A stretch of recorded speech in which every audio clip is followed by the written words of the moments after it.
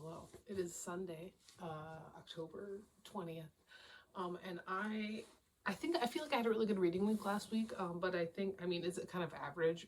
But the reason why I think it was really good, let's get over a little bit, is because recently I've been thinking, like, I've been reading a lot of really fun books, but I haven't been reading a lot of, like, good books. Like, even if they're books that I enjoy or give 5 stars, like, it'll be like, well, that was fun. And I gave it 5 stars because it was fun. But, like, I don't know. Sometimes my English major kind of comes out, and I'm like, what's the whole point, you know? But this week it was an average reading week for me, so I read 1, 2, 3, 4, 5, 6, 7. I read 8 books. I read 3 of them on Friday, which was great. And let's get into it. Alright, so first up, the first thing I read was a manga that is the first volume of Bungo Stray Dogs by Kafka Asagiri and Sango Harukawa. This is a manga following this group of people who are this detective agency, and they all have these different powers. They're also all named after, like, literary authors, which I think is kind of fun. Again, like the English major in me, I think that's really fun. I really like that. This is the second time I've started the series. I want to finish it this time. Or like I continue past volume 1. I do own volumes 2 through 4, which would help with that. No, I really like it. I like the art style. This one is one that's, it's got kind of a weird fandom, I feel. It's one of those ones. So at times gets a little bit, looked down upon just because of how weird the fandom gets sometimes, but it is a good series, and I think it is very interesting. This is also one that, like, was coming out when I was in, like, high school and college, so, like, I have some, like, nostalgia there. Like, I think this first volume came out in 2013 in Japan, and then 2016 in English. So 2013 I was in high school, 2016 I was in college, you know. But no, I give it 4 out of 5 stars. It was a fun time. I did read a couple of New Yorkers this week. The first one I read was for September 16th, 2024. Because my reading goal is 500, I do count these. And I'm unable to count them on Goodreads, obviously, but I do count them for myself, personally. So I think highlights here, I really liked Last Coffee House on Travis. I thought that was a really good story. I enjoyed it.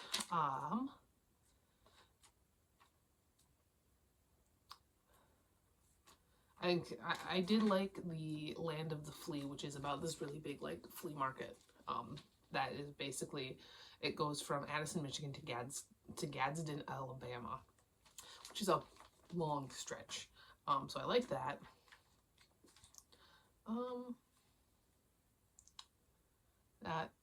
What was interesting too was the Post-Moral Age, which is about, like, why people are nice. Why are we good, especially if we don't care about religion?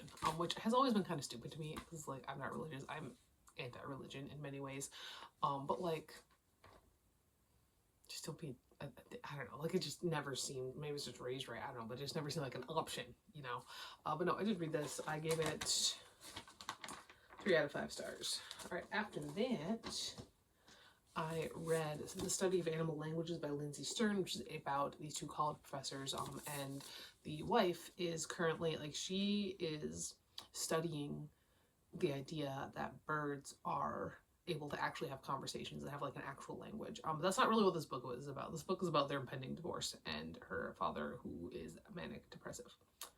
So, which is actually more interesting to me than if it had been about birds, because I'm gonna contradict myself later, but I'm not really a sci-fi person, so if this had been a sci-fi novel about, like, this woman talking to birds, I would have been deeply bored the entire time. But since it was more of, like, an interpersonal drama, I guess it's literary fiction technically, I was more interested in it. It's a pretty quick read.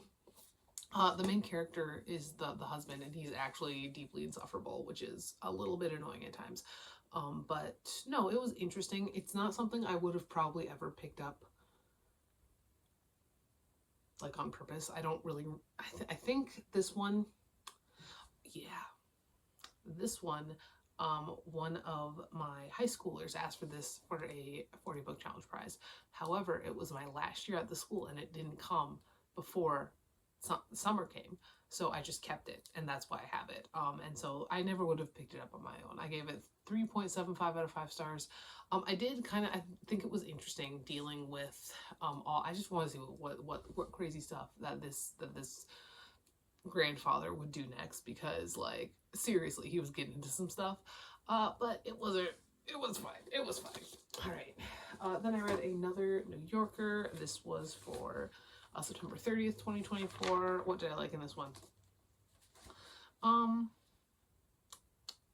The escape artist was interesting. That is about, that was their profile for this one. It is about an Italian priest who like helps people escape from the mafia, which was fun.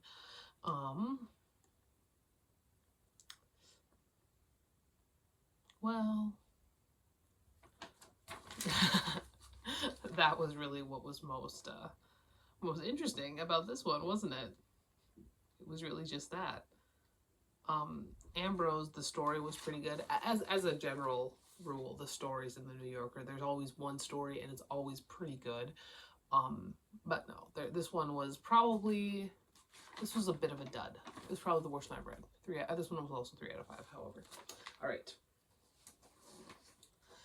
After that, I did read another manga. I read the 2nd volume of Happiness by Shuzo Oshimi. And Happiness is, Oshimi is like, he's kind of known for being a bit of a creep. Not like in real life, I guess, I don't know, but in terms of his stuff that he writes very kind of punny, creepy kind of stuff. So Happiness is about this, it's a vampire story, but it is not, it's not dramatic, it's very gritty.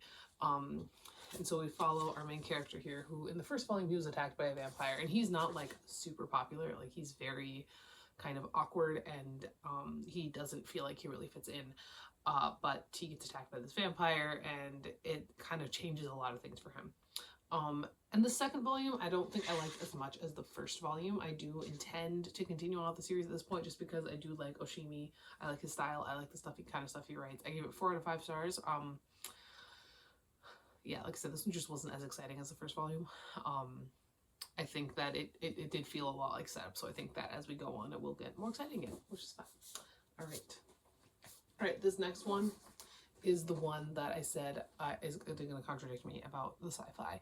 So I have been, okay, so a while ago I used to say I didn't like fantasy, and then it turns out I was just reading like really bad fantasy. It was like, okay, maybe I just don't like sci-fi. And now I'm feeling like maybe it was turning out like I just was reading really bad sci-fi. Because whenever I would read sci-fi that was mixed with horror, like stuff like The Luminous Dead, which I really, really liked, I would really, really like it. Or like Jeff Vandermeer, Annihilation, I read that. I really, really liked it. So I went back. I went way, way back. I went to the Godfather here. I went to Robert Heinlein, and I read Methuselah's Children. First, let's look at that cover. Jeez, there's a lot going on there. But Methuselah's Children is about this group of people, the subsection of people who live for a very, very long time. They're not immortal, but they will live double, basically, the lifespan of regular people, and there is some indication that they could live longer if they really wanted to, because our main character has been alive since 1912, and it's like 21 something in this book. However, the crux of the plot on this one happens when the regular people start finding out about them, and they're like, we got to do something. So they end up, what they end up doing is they get up on a ship and they leave, and they go and they explore these other galaxies, these other planets, and it was so interesting. This is what I was talking about when I said like I read a good book this week. This was so good. It was so good, like just the way it was written and the ideas, and I really liked like the different planets and all the ideas that Heinlein had there. I am so mad that with what the kind of resolution with the first planet was that they went to, because I'm like, I wanted to know more, but this book is 160 pages long. But no, it was really interesting. I really liked Libby. He was my favorite character. And I am kind of excited that I have more Heinlein in the book wall, because I do. I got a lot of books that look like this off of eBay a couple years ago. This is the first time I've read one, and it was really, really good, and I'm kind of mad about it, because there goes that whole sci-fi thing. Maybe I just like everything. So yeah, 5 out of 5 stars on this one.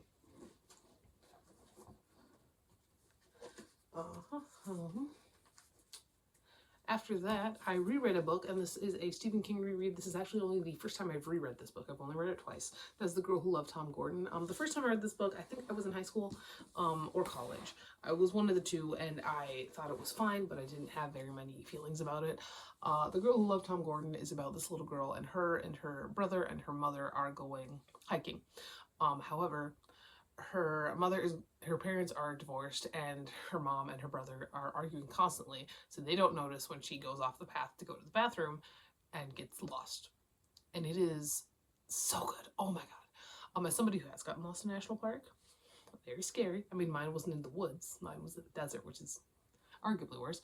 But no, it was that was something. And you got so frustrated with how the story was going, because like you knew that like she wasn't gonna find safety like when you were here, because you have so much book left. But like when King tells you that she was so close, you're like, oh my gosh, come on Trisha, come on.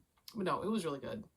There is a certain subsect of Stephen King books that from like the late 90s, early 2000s that I've only read once, and this is one of them, and I'm so glad that it's so good. It's so good. It's terrifying, and there's so many just little details. Like, this is honestly probably one of the best books, like looking at it objectively, probably one of the best books that Stephen King's ever written. I give it 5 out of 5 stars. All right, the last book that I read this past week, and the last book that I read, because I read the Methuselah's Children and The Girl Who Loved Tom Gordon, and then also this last one in the same day.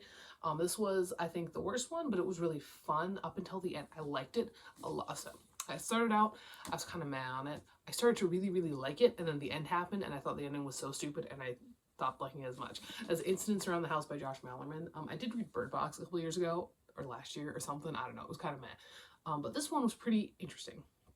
So this is from the perspective of a young girl. She's 8. And she has been seeing for a while this other mommy in her house. And now the other mommy's starting to scare her. So what was interesting about this one is that normally with books like this and with stories like this, when a little kid is seeing this, it takes a hot second for the parents to believe her. But so much of this book was the parents taking the daughter away, trying to escape this other mommy, which I thought was really interesting. It was unique. This book was unique in a lot of ways. It's also a very fast read, because all the writing is very simplistic, because it is from the perspective of a child. And also, look at all those spaces. Like, I read this book in about 2 hours, like tops. And it's like 400 pages long. I didn't like the ending, though. I really didn't. I'm not going to spoil it, but I think it was a little bit of a cop-out, and I thought that it was kind of stupid. So I give it 4 out of 5 stars. The majority of it was really good, and I do think that the style of writing did make it possible to do little jump scares, honestly, in the fiction, which was great. So there was that. Currently, I am reading. I'm halfway through a reread of The Raven King, which I do think is probably the best book in the series. I'm not gonna lie.